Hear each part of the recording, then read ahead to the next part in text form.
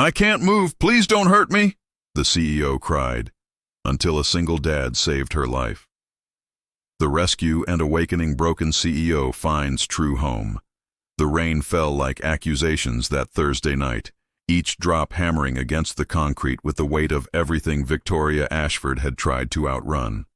She crawled forward another inch, her designer heels abandoned somewhere behind her, her cream-colored pantsuit now a canvas of mud and despair.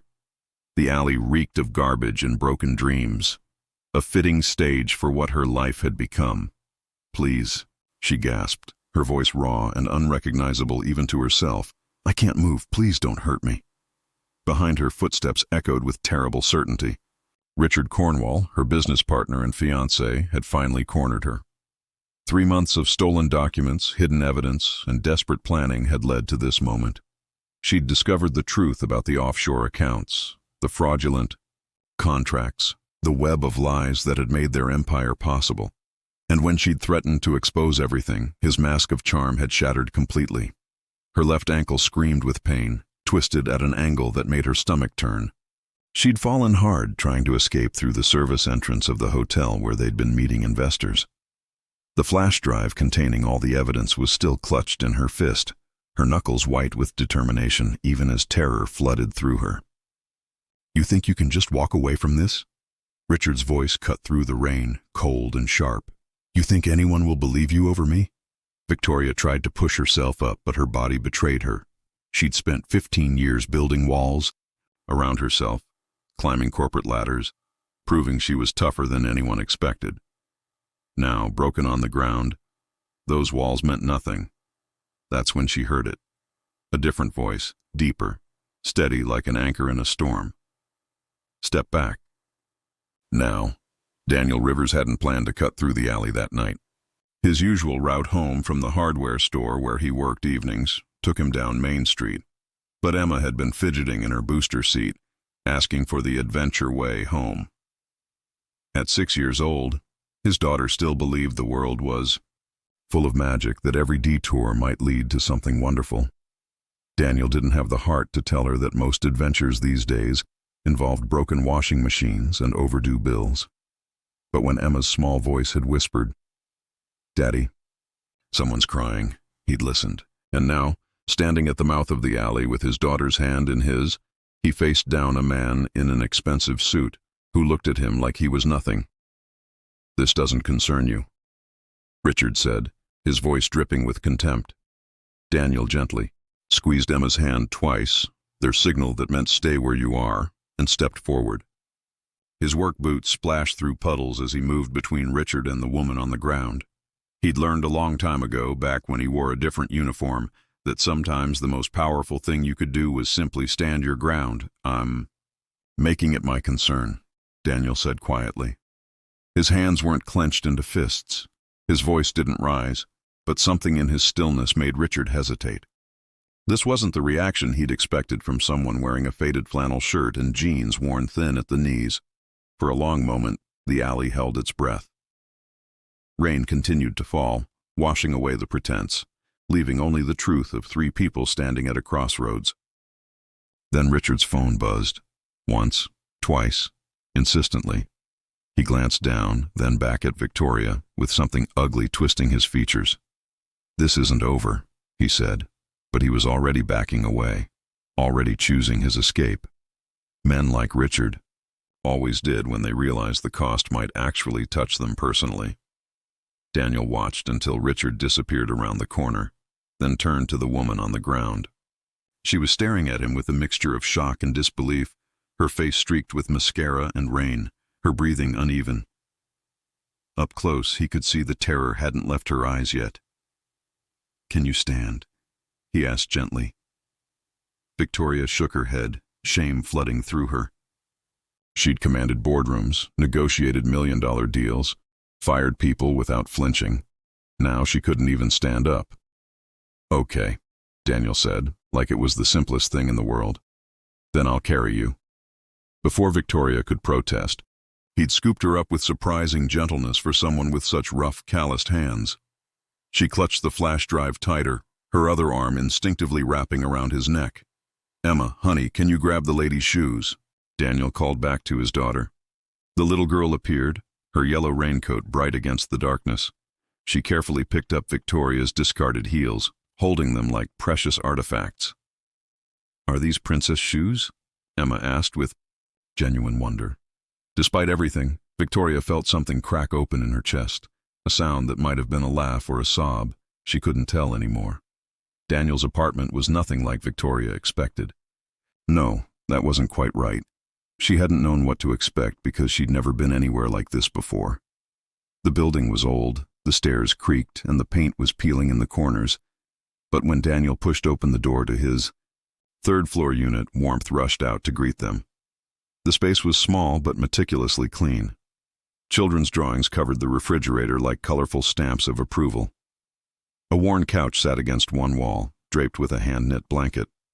Books were stacked everywhere, library books judging by the plastic covers, ranging from picture books to thick repair manuals. Daniel set Victoria down on the couch with the same care he might use handling something precious.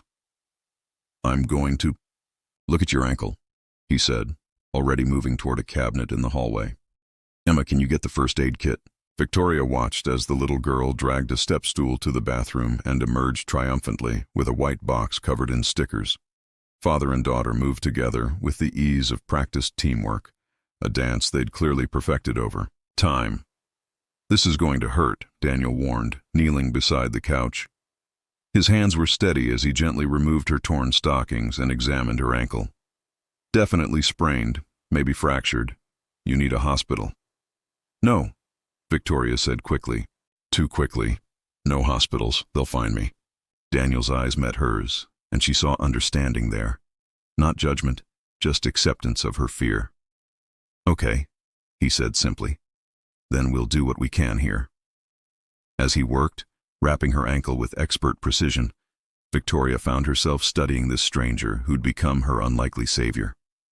His face was weathered in a way that spoke of hard work and harder years. There were lines around his eyes, the kind that came from squinting against the sun and smiling through exhaustion. His hands, despite their roughness, moved with surprising gentleness. "You've done this before," Victoria observed. "Used to be an EMT," Daniel replied, not looking up from his work. "Before Emma came along and I needed something with more predictable hours. Daddy used to save people all the time," Emma announced proudly, settling cross-legged on the floor beside them. "He's really good at fixing things." Victoria felt tears burning behind her eyes again. When was the last time someone had simply taken care of her? When had anyone looked at her and seen a person who needed help rather than an opportunity to exploit? "Why are you doing this?" she whispered. "You don't know me. I could be anyone." Daniel finished tying off the bandage and finally met her gaze. His eyes were brown, warm like honey and sunlight, and utterly without pretense. "Because you needed help," he said, as if it were the most obvious thing in the world. "That's reason enough." Emma tugged on her father's sleeve. "Daddy, can she stay for dinner? We're having spaghetti and I helped make the sauce." "If she wants to," Daniel said, standing up. He looked at Victoria, not with pity, but with simple human kindness. "You're welcome to stay. The food's nothing. Fancy, but there's plenty." Victoria's throat tightened. In her penthouse apartment, she had a personal chef who prepared organic, perfectly balanced meals that she usually ate alone while reviewing quarterly reports. She had everything money could buy and nothing that actually mattered. "I'd like that," she managed to say. "Thank you." As Emma chattered excitedly about her recipe modifications, "More oregano makes it taste like magic," and Daniel moved around. The tiny kitchen with practiced efficiency, Victoria sat on that worn couch and felt something she hadn't felt in longer than she could remember. Safe. She didn't know yet that this moment would change everything. She didn't know that the little girl who insisted on setting an extra place at their mismatched table would become the daughter she'd never had. She didn't know that the man who'd carried her out of that alley would teach her what it meant to be truly seen. All she knew was that for the first time in 15 years, she wasn't alone. And maybe, just maybe, that was enough to start building something real. The flash drive remained clutched in her hand through dinner, a reminder that her old life wasn't finished with her yet. But as Emma proudly served spaghetti onto chipped plates and Daniel poured water into glasses that didn't match, Victoria made a choice. Whatever came next, whoever came looking for her, she wouldn't face it from a place of fear anymore. She would face it from here, from this place where kindness wasn't a transaction and family wasn't defined by blood or business deals.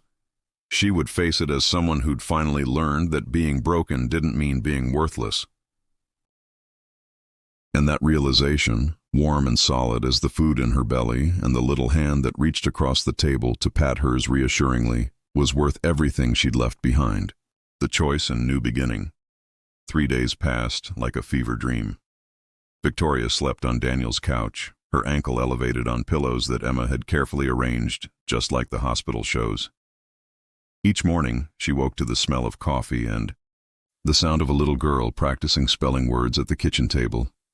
Each night, she fell asleep to the murmur of Daniel reading bedtime stories in the next room, his voice steady and soothing. On the 4th morning, everything changed. Victoria was attempting to make breakfast, her first time ever cooking, really cooking, when her phone buzzed. She'd turned it off for days, but curiosity and old habits had compelled her to power it back on. The screen lit up with 47 missed calls, 183 text messages, and a news alert that made her blood run cold. Tech CEO Victoria Ashford missing, foul play suspected. Her hands trembled as she scrolled through the article. Richard had reported her missing, claimed she'd been unstable, hinted at a breakdown. The board had frozen her accounts for her protection. Her face was everywhere. News sites, social media, even a tip line for anyone who'd seen her. She was being erased, rewritten as a cautionary tale about women who couldn't handle pressure. "You okay?" Daniel's voice came from behind her, soft, but alert. Victoria turned, still clutching the spatula she'd been using to flip eggs. "They're looking for me. Everyone's looking for me." Daniel moved closer, glancing at her phone. His jaw tightened as he read, but his voice remained calm. "What do you want to do?" That question. So simple, yet it struck her like lightning. Not, "What should you do?" or "What's the smart move?" but what did she want? "I want to fight back," Victoria said, and the words felt like oxygen after drowning. "I have evidence that could destroy Richard, expose the whole operation, but if I go public, it'll be war. Legal battles, media scrutiny, years of my life consumed by it." "And if you don't?" Daniel asked. "I disappear. Start over somewhere else. Let them think I had a breakdown, that I couldn't handle it." Victoria's voice cracked. "It would be easier." Emma appeared in the doorway, her hair wild from sleep, dragging her stuffed rabbit. "Why are you sad?" she asked Victoria directly. Victoria knelt down, ignoring the protest from her healing ankle. "I have to make a big choice, sweetheart, and I'm scared." Emma considered this with the seriousness only children can muster. "My daddy says being scared is okay, but running away from scary things makes them chase you. You gotta turn around and roar at them." Victoria laughed, a real laugh that came from somewhere deep and genuine. "Roar at them?" "Like this," Emma demonstrated, making a surprisingly fierce sound for such a small person. Daniel met Victoria's eyes over his daughter's head, and something unspoken passed between them. He wouldn't tell her what to do. He never did. He just stood there, solid and certain, letting her know she wouldn't face whatever she chose alone. "Okay," Victoria said, standing up. "Okay, I'll roar." By noon, Victoria had made calls to 3 people: her former assistant who'd been fired for refusing to falsify documents, an investigative journalist who'd been trying to expose corruption in the tech industry for years, and her lawyer, the one person at her firm she knew had integrity. They met at a small coffee shop in a neighborhood where nobody would recognize Victoria Ashford, CEO. She wore Emma's mother's old clothes. Daniel had kept them, unable to let go completely, and her hair was pulled back in a simple ponytail. She looked nothing like the power executive from the news photos. The journalist, a sharp-eyed woman named Rachel Torres, spread the documents across the table. Her hands shook slightly as she reviewed the flash drive contents. "This is Victoria. This is bigger than corporate fraud. These shell companies, these transactions, they're linked to politicians, to international deals. If this goes public, I know, Victoria said quietly. It'll destroy everything I built. My reputation, my career, everything. Her lawyer, an older man named James Chen, who'd been trying to convince her to go legitimate for years, leaned forward. It'll also make you a target. Richard won't go down quietly. None of them will. Victoria's former assistant, a young woman named Hannah Price, reached across and squeezed her hand. But it's the truth. And it'll save the company, the real company, the one that actually innovates and helps people, not the corrupt shell it became. Rachel looked at Victoria carefully. You understand what you're giving up? Even if you're vindicated, you'll never go back to that world. The board won't forgive you for exposing them. Your peers will see you as a traitor to the class. Good, Victoria said, surprised by how much she meant it. I don't want to go back. That evening, as Daniel cooked dinner and Emma colored at the table, Victoria told him everything.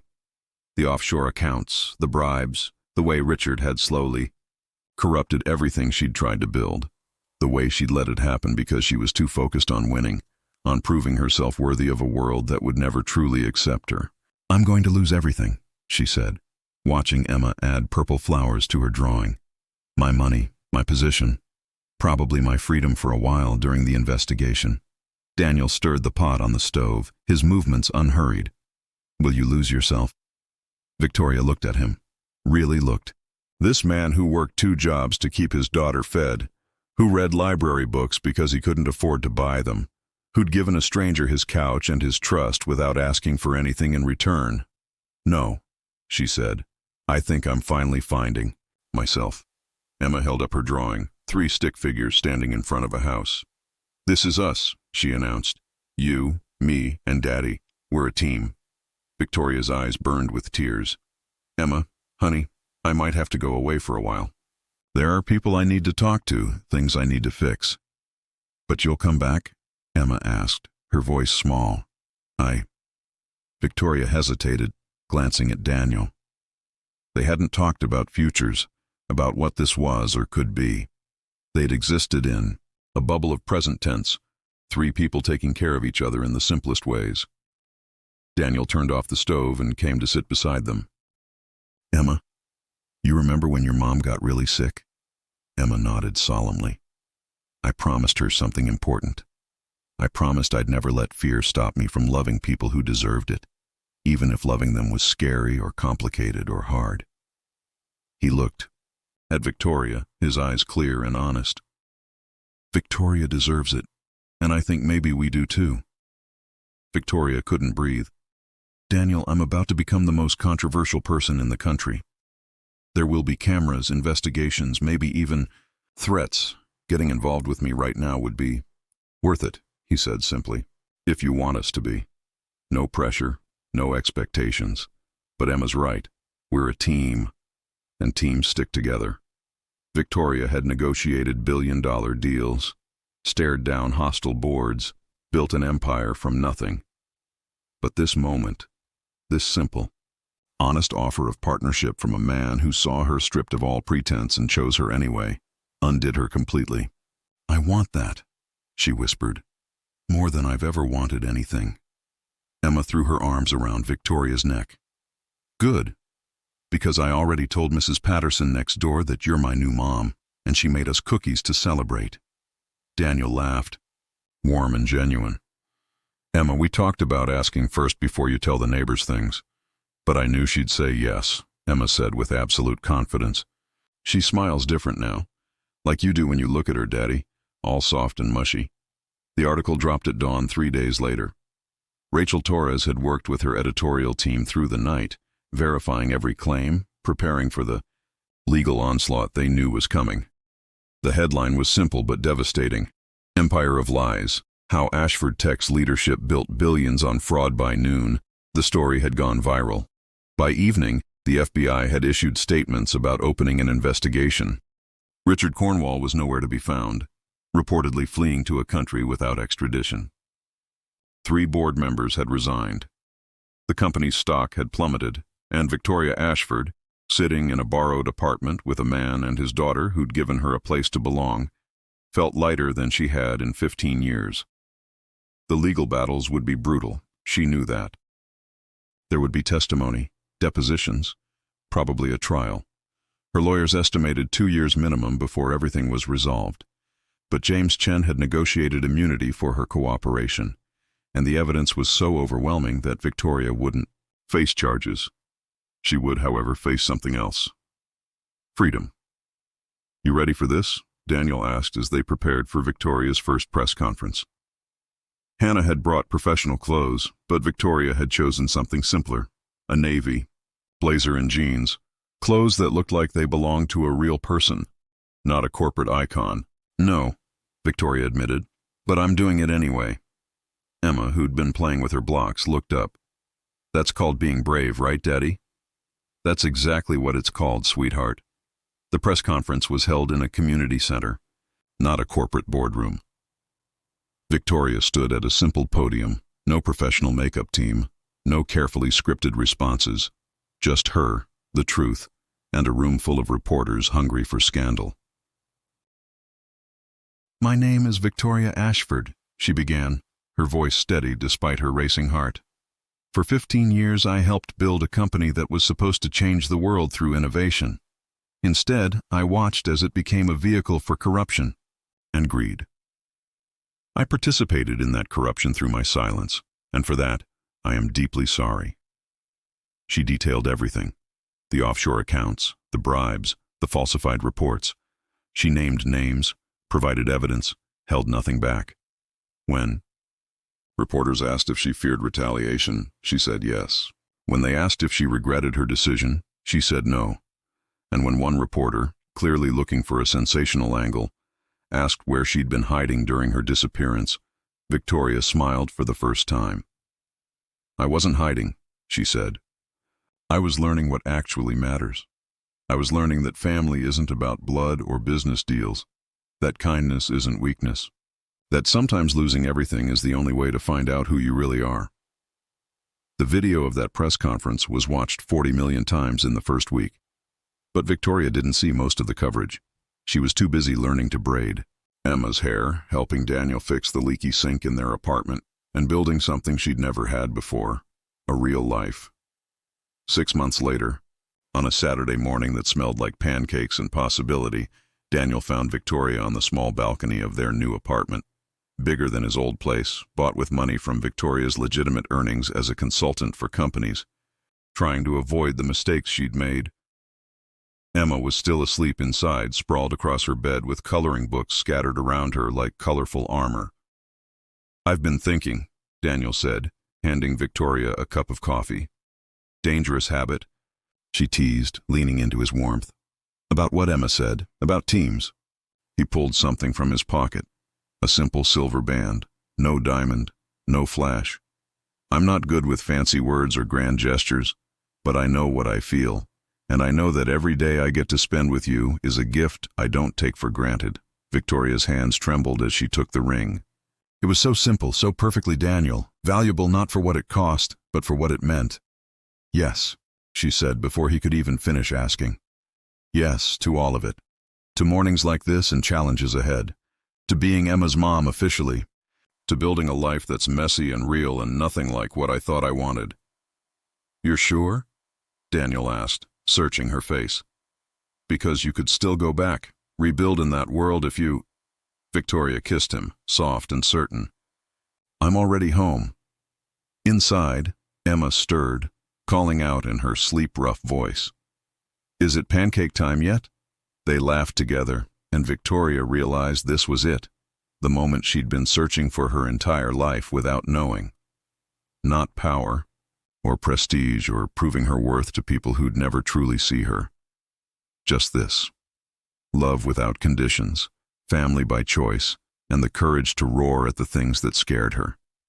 She'd lost an empire, but found a kingdom that actually mattered, and standing there on that balcony, with Daniel's hand in hers and Emma's laughter spilling through the open door, Victoria Ashford finally understood what wealth truly meant.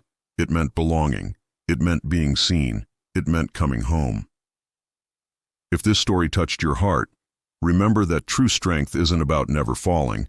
It's about who's there to help. You stand.